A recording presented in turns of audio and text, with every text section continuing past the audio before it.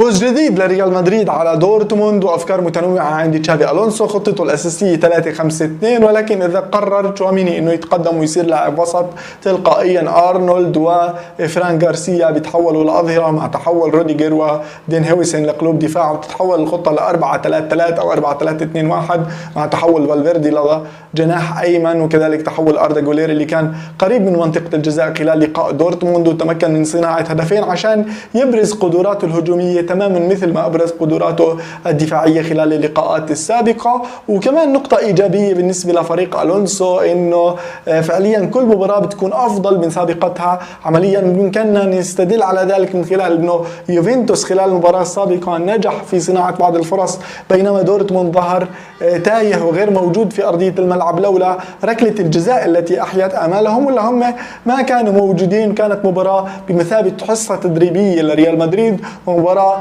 باتجاه واحد. فعليا دائما كان عندي تساؤل، هل ينجح تشافي الونسو في ايجاد حلول في حال غياب لاعب مفتاحي واساسي في خطته اللي هي بتقوم على تشواميني، على دين هويسن، على اردا جولير الى حد الان. فعليا عشان هيك جاء لقاء باريس عشان يجاوبنا مبكرا على هذا التساؤل، وفعليا لحتى يوضع المدرب الاسباني في اختبار حقيقي امام واحد من كبار اوروبا. عشان هيك خلينا نشوف لقاء باريس شو رح يحكي لنا.